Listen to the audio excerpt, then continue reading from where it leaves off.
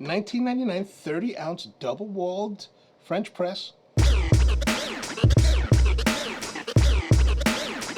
Hey everyone, it's been a while, but we're back again with another review video. You know, I kind of wonder, like, do you guys like review videos? Is this something that we should be doing more of? But I was happened to be walking through IKEA the other week, and I was just walking around, and I kind of noticed this new coffee burn device that they have. And I was like, wow, that looks pretty cool. Let me grab it. And so I did. And this is it. This is the Egentlig. Here in America, we say Egentlig. But if we were to check with our friends at Google Translate, they say Egentlig, Egentlig, Egentlig. Egentlig. All right, so there's some Norwegian for you. Egentlig. Egentlig. All right, Egentlig, which actually means actually. Why they called it actually, I'm not really sure. So what this is a French press brewing device. So let's open it up. Nice white packaging, you know, typical IKEA packaging. And we open it up, and inside the unboxing, we just pull it out. And that's it. Perfect. So what this is, there's a little double-walled French press. So there's two, if you look closely, you can see there's two glass walls, right? There's a little chamber inside the larger chamber. It has a plunger and cap.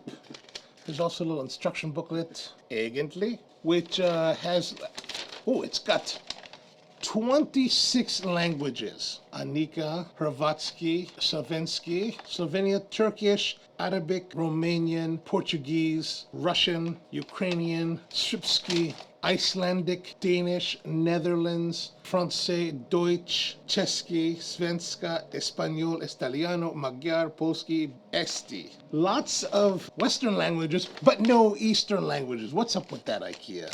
Are there no IKEAs in Asia? I mean, it's a French press. How difficult is French press? You've got your glass vessel, and then you've got your plunger. That's pretty much the entirety of French press. So it should be relatively simple. So we've got this French press, double wall glass. It's pretty weighty. Like it feels heavy. Nice and thick glass. It looks pretty darn good. I'm actually kind of impressed with the build of it. Now, when it gets to the rest of it, the plunger, it does feel, when you compare it to like a Bodum Chambord, it feels more flimsy. It's a little bit, the plastic here at the top, the cap is thinner. The metal rod feels about the same. This plastic cap feels, you know, cheap. Then we have the mesh. So there's always a bottom like plate X with a metal mesh and a screen, and all three pieces combine to act as the filter, which you use to compress the grounds at the bottom of the press to hold them back from flowing into your cup. They're thinner and not as robust feeling as the Bodum Chambord, but they should work well enough.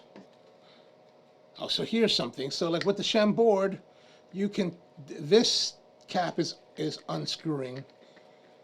Whereas if I did that on the Chambord, it would be unscrewing from the base here. So this is going to require a little bit of a tool for me to remove. Every once in a while, I like to take my Chambord French presses apart, remove all three pieces, and then soak them in unscented OxiClean. And then it cleans them up real nice and looks almost brand new. We'll give it a quick rinse with our hot water, just off the boil. Really, I'm doing this because in the last video that we did, the Metallisk, you know, we had some reviewers that were like, well, how come you didn't wash it? How come you didn't take the sticker off? Well, there's no sticker on this one, pal. Why didn't I take the sticker off? That's a good question. I really don't know. I just didn't. Oh, so here's something nice. I just warmed the interior glass, and the exterior glass still feels cool to the touch, which is what to be expected. Okay, so the total volume is 30 ounces. American. We'll make the whole volume. We're going to take our typical recipe for brewing coffee. We're going to start off with 2 grams of coffee for every finished ounce. So for a 30-ounce brew, we're going to use 60 grams of coffee.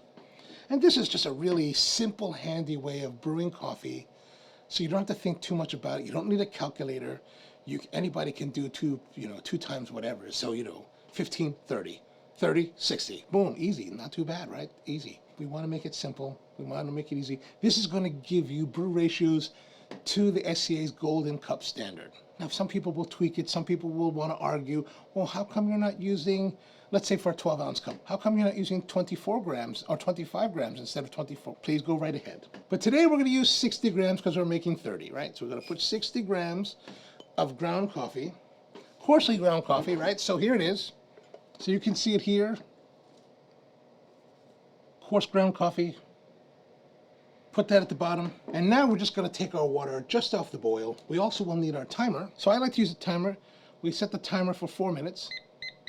And then we're going to add our water. Now we could use a nice fancy kettle like this really lovely Pelican build kettle, but it's a French press. We don't need to be so precise. We can be a little bit more brutal or brutish. And also, with the nice thing about having this double wall containers, I don't have to necessarily worry about scalding the nice wood top here. So we're going to take our water, start our timer, and we're just going to add it slowly just to saturate all of our grinds.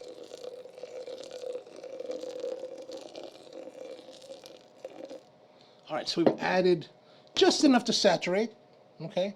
And we're going to let that roll for about 30 seconds. We're going to give this some time to brew and to bloom. The blooming is due to CO2, and what the blooming is basically the ground coffee rises to the top because the CO2, which is a byproduct of roasting, is being generated and floating the coffee. So you don't want to have the coffee floating, you want to have it immersed, so you want to knock it back down. Some people want to use like stirrers and all kinds of apparatus. I just use the water. It means that I have less to worry about grabbing. I can do it on the fly, and it's very simple. So here we are. I'm going to go right up to the top, 30 ounces, boom, simple. Now we do want to contain the heat, otherwise the heat is just dissipating out, so we want to seat our cap on top. So I'm going to put, notice how I'm separating these, because I use Bodum Chambords all the time. If you put them together, sometimes they stick. Actually, this one has a tall collar here, so the lid and the mesh don't come in contact. So that's really a great design. That's a really nice thing, so you don't have to worry about what I was just worrying about. And there's also a little notch here for the flow, right? Where the rest of it doesn't have a notch. So you can keep that notch closed, or the spout closed, and we'll set that down there. And what I like to do is I like to set the cap on and just push it down a little bit just to keep everything submerged. So we've got about just under 2 minutes left to go. And today's coffee is from Brazil. And it's a New York 2-3 type of coffee. So it's a real simple, soft coffee, really accessible. It's a natural processed coffee from a place called Fazenda Morofeio. It's a nice coffee. It's a nice, soft coffee that has, nice, generic type of coffee notes. And that's kind of really what you like, what people like. Sometimes you can use that kind of coffee as in blenders, or just to satisfy your general coffee drinker. So, it's got that kind of character of coffee. When people talk about, oh, what kind of coffee do you like? Well, I just like coffee. This is the coffee that you can serve to them because it's really nice, it's really pleasant, and yeah, easy to use. Easy to love, easy to use, right? All right, excellent. So we're brewing along here. Oh, I need a cup. So where am I going to get one? I better... perfect. This is our Spro mugs from sprocoffee.com. So check out our website, sprocoffee.com. We've got mugs and coffee and all that kind of stuff there. Even some Chambord Bodums that we're trying to close out. And if you need glassware, let me know. All right, so here we are. Time's up. And from here, the French press is super simple, right? We just press down.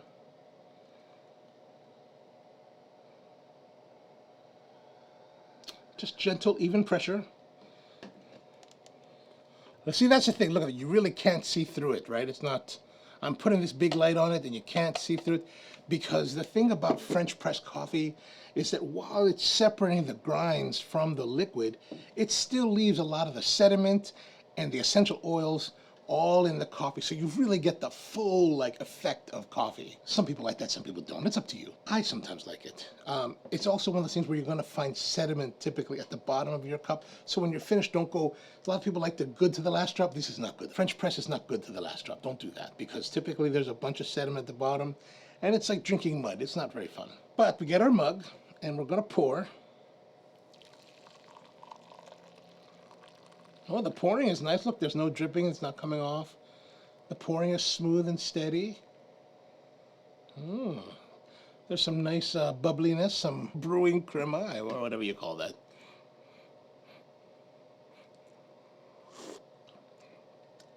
There it is, nice, hot, soft, rounded coffee, right? Beautiful Brazil, natural process, Fazenda de Morafejo. Just beautiful New York 2-3 type of coffee. It's not terribly challenging. It's not terribly adventurous. Very solid coffee that most people will enjoy.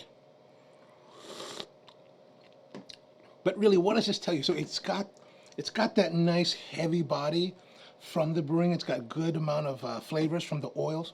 But what does that really tell us about this French press? To be honest with you, French presses are relatively simple brewing devices. Like, what are you doing? We're taking coffee, we're steeping it, we're immersing it for 4 minutes, and then we're separating the coffee out from it, and then we're pouring it. It's not a tremendous amount of work to do. It's not like these pour-overs where you have to do all this meticulous brewing and pouring. This is just simple brewing. It's a simple, easy way to make coffee, and that's why I really enjoy it. So when people ask me, hey, how do you like to make coffee at home? The reality is, for me, is that I'm typically making coffee when I'm having breakfast. So I'm cooking. What I don't want is to spend my time, making beautiful coffee, that whole like pour over thing. I just want to pour the water, put the coffee in, pour the water, press the timer, 4 minutes later. So for me, when I'm cooking, I want to eat it all together at the same time. I want everything. So I want pancakes, eggs, bacon, all to come to the table at the same time with the coffee so that I can enjoy it, right? So what I'm doing is I'm cooking, I'm finishing, I'm about to start plating. That's when I add the hot water to the French press, start the timer, finish my plating, send everything to the table, beep, beep, beep, beep, beep, beep, beep, beep, beep, then to the table with the French press, pour it out, then I have hot coffee and beautiful sweet breakfast. Oh, it's fantastic. And so here, the nice thing about this one is that the double wall container will keep it hot longer, right? Like, I can feel some heat, but if this was a regular Chambord, I couldn't be holding it like this. That would be ridiculous. There's definitely heat coming to the outer surface, but it's being held inside, and it's going to hold a nice timer. And then how about cleaning? Cleaning should be relatively simple. You take it out, rinse off the plunger here, and then rinse out and wash and soap and water, and there's not much really to do. And it's hard to say that, is this the greatest French press ever? Sure, man, it's only what, $30? How much is this? $20. $20, you get this big 30-ounce French press with double walled, and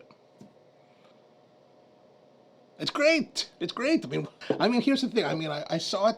I thought it looked cool. It's a handsome looking one, right? And I paid my own money. Paid out $20, or here in Maryland with 6% tax. $21.20 for this. Not bad. Not bad. Great deal. If you break it, you're not gonna cry. Of course, if you break this one, you can't use replacement. It's not like a Chambord. You can buy replacement glass. You break this, you've broken the whole thing. So, there it is. The Egentlig, how do they say it again? Egentlig. The Egentlig, there we go. This is the Egentlig from IKEA, 1999, 30-ounce double-walled French press. Man, great deal. I say go buy it. If you're in need of a French press, or you've never tried French press, you want to try it out, you want to get into it, give this a try. It's great. And you can hold your coffee here in the thermal double-walled glass container for quite some time. All right, so I hope you enjoyed this video. Let me know if you have any questions below, and what else is there to say? Subscribe and like and all that other stuff. Actually, really subscribe. I'd like to hit 1,000 subscribers by the end of 2021. That would be awesome. And otherwise, thanks so much. If you like what you're seeing, please watch more. I've got more videos about coffee, both here on the onocoffee channel as well as on our other channel, Spro Coffee. So give it a try. And if you need coffee and stuff, sprocoffee.com.